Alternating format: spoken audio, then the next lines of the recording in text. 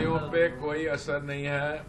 भारत सरकार ने यह निर्णय लिया था कि नवंबर 2022 तक 10% एथेनॉल ब्लेंडिंग कर लेंगे।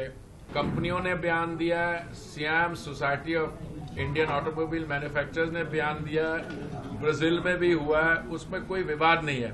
विश्व भर की इस समय स्थिति देखें तो पिछले 3 साल में पेट्रोल और डीजल के काम भारत में तो कम हुए हैं, बढ़े नहीं है।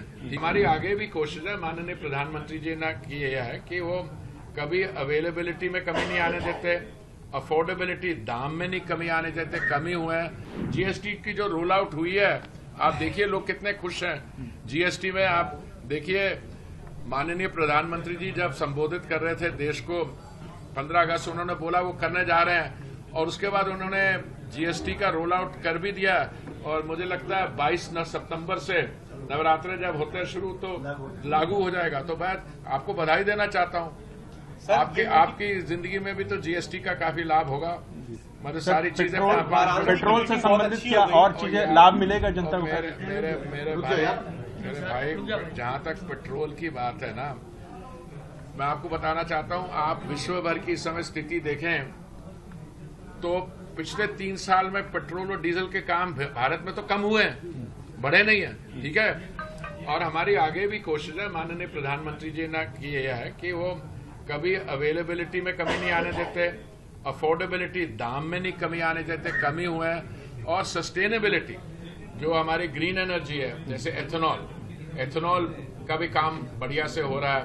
कल माननीय प्रधानमंत्री जी ने नुमालीगढ़ में, असम में एक बाम्बू को इस्तेमाल करके एक प्लांट है जो एथेनॉल बनाएगा।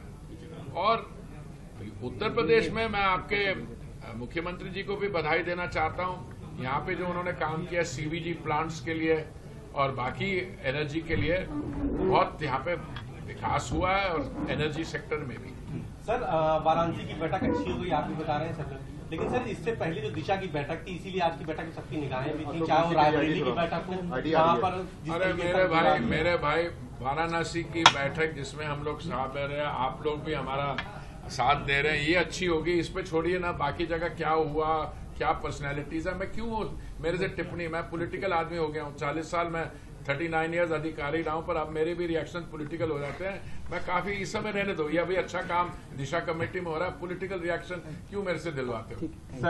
सर एथेनॉल की आप बात कर रहे हैं कि अब ये चर्चाएं चलने की 20% से 10% जो एथेनॉल मेरे भाई गाड़ियों पे कोई असर नहीं है। भारत सरकार ने यह निर्णय लिया था कि नवंबर 2022 तक 10% एथेनॉल ब्लेंडिंग कर लेंगे। ये जो हमारा ऑब्जेक्टिव था ये 5 महीने पहले ही हो गया था। दूसरा हमने ऑब्जेक्टिव कहा 20% एथेनॉल ब्लेंडिंग वो 2030 तक होगी, वो भी हमने 5-6 साल पहले कर लिया है। और 20% ब्लेंडिंग में कंपनियों ने बयान दिया है, SIAM society of Indian automobile manufacturers ने बयान दिया है, ब्राजील में भी हुआ है, उसमें कोई विवाद नहीं है। प्रॉब्लम कहाँ शुरू हुई है, कहीं कुछ स्टेटमेंट आ गई कि हम इससे आगे जाने वाले हैं, उसके जाने वाले पे जो होगा, अभी इसमें कोई निर्णय नहीं हुआ। मैं आपको विश्वास दिलाना चाहता हूं, इसमें कोई कंट्रोवर्सी नहीं है। एथेनॉल का प्रोग्राम से एक तो हमारा जो अन्नदाता है वो ऊर्जादाता बनता है। 20% एथेनॉल ब्लेंडिंग के कारण हमने इंपोर्ट्स पे 1,40,000 करोड़ बचाया है, जिसमें से 1,10,000 करोड़ वो दिया है, और एटमॉस्फेरिक पोल्यूशन भी कम हुई है।